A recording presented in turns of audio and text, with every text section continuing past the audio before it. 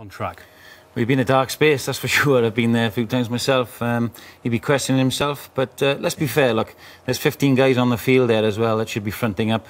Phil can't miss tackles on the field or carry the ball, 8 internationals, and he's inherited a lot of that squad as well, so he'll just be working day to day, working hard to try and turn it around. As well. Well, the devil's in the detail, Ross. When you go to these places, you have to get your nuts and bolts right, you know. And I looked at the attack. You can see here, we've got the 13th, David Hewitt, playing 9.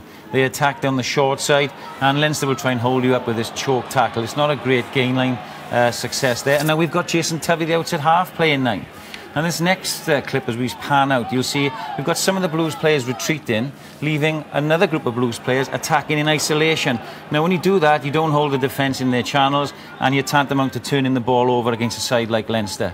And again, now, we've got a group that have been in front of the ball, just getting up and out of the game. We've got Tovey now playing 9 again. So who's playing 10? You've got your scrum half, and the net result is the pass goes awry, and even then the outside guy is the tight head prop, Scott Andrews. And as I say, you're likely to turnovers, and the teams you don't want to turn the ball over against are people like Leinster and Munster away from home. Absolutely devastating form. Well, it's really pleasing to see, you know, both him and Alex Cuthbert, but George North at the moment is really on fire, you know, in all facets of the game. He's so strong, he gets extra yards. It's great to see a young man fight in short spaces, and it just adds extra yards to the team and go forward, as you see here.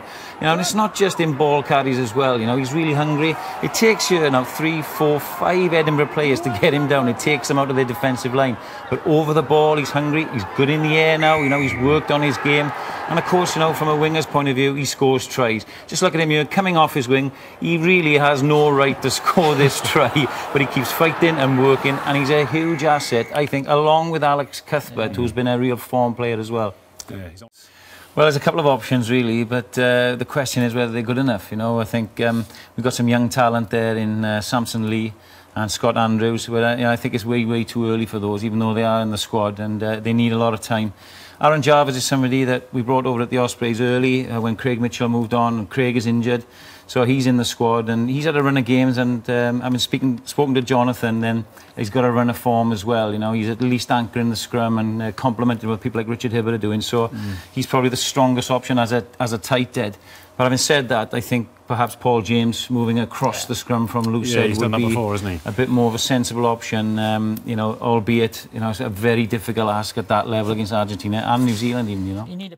It is, and it's really nice to hear Steve show some honesty after the game there. I think weekly we talk about things like this with the Dragons, and you know, it's getting a bit tiresome really. And I think when you play sides like Ulster, Leinster, you've got to get your own house in order first in the basics of the game, and it was clearly lacking there, particularly in the second half from the Dragons. You know, I could have picked out lots of things from the game, and I did on Friday night, but it's things like this. It's a restart, 22.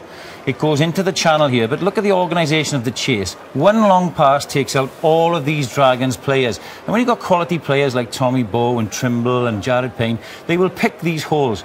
And the Dragons spent pretty much 70% of the second half in their own half because of basic errors on kick chase and line out and fumbling their own ball, you know, and they only really have themselves to blame. So there's a bit of detail to be done in the Dragons and the Blues camp, particularly when you come to home and play against these top sides.